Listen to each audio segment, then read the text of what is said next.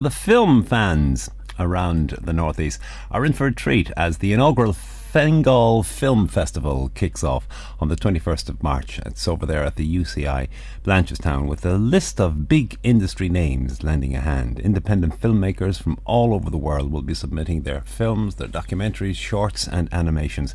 And although this festival has an international appeal, the founders want to emphasise this festival is to create a platform for FINGAL filmmakers. Director is a gentleman who's joining me on the phone now. He's David Byrne. He's the creative director of the first ever FINGAL Film Festival. A very, very good afternoon to you, David. Good morning, how are you doing? Or afternoon, sorry, good afternoon. Where did the idea for this film festival in FINGAL come about? It came about during the early parts of last year. The managing director of the festival, Liz Kenny, Liz has worked in kind of film and television for the last 20 years, and she had this idea that there's not enough film festival activity happening north of the River Liffey, and that FINGAL itself, with a population 250,000 people, needed to have one. So she set plans in motion to get it up and running, and this is where we are today. Yeah, all set to go for the 21st of March. Now, in the press release for the festival, FINGAL, it's described as one of the most creative locations in Ireland. Well, you're keeping it a big secret then. Well, you wouldn't want to believe everything you read in the newspaper now, in fairness, you know. But FINGAL is a creative county, just in the sense of the likes of the arts groups, the theatre companies, the Dreacht and the Millbank. Artists like Jim Fitzpatrick comes from Howth, Brendan Gleeson, Stephen Ray, they're all FINGAL people. So it's just a marketing plot that these people actually come from FINGAL, and FINGAL in itself, with the likes of cultural centres such as the Seamus Ennis, and it's a cultural county or a local county, if you know what I mean. And it's just one of those things that we like to kind of promote, is the creativity in the county. Well, a lot of people are working on the festival. They're working on a volunteer basis. That's right, yeah. So there's a lot of community spirit there around the film industry with this festival. There is, of course. I mean, we're in a situation in the kind of media industry, the film and television industry, where there's a lot of people coming out of colleges after doing 3 and 4 year degree courses in this industry, and they've nowhere to go. And so what we've done is we put a call out into the colleges and on the Irish Film and Television Network site, and we've been inundated with responses for people who just want to get involved and take part in it and be part of that environment. Well, tell us more about the festival lineup itself. What films can people expect to see during this festival? There will be a number of feature films being screened. The final selection hasn't been drawn out yet, as the closing date for the festival is not till the 10th of February. There will be 2 Q&A screenings. One will be A Song for a Raggy Boy, which was directed by Aisling Walsh, and she'll actually be doing the Q&A after the screening.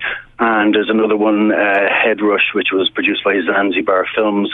Edwina Forkin, the producer, she'll be doing a Q&A after that screening also. And we're running a series of masterclasses during the 3-day festival as well. So you've got Arthur Lappin, who's Jim Sheridan's producer. He's running a masterclass. Joseph Conlon, who's a film composer from Los Angeles, he's also running a masterclass. And you've also got Aisling Walsh as well, going to be giving a masterclass in film directing.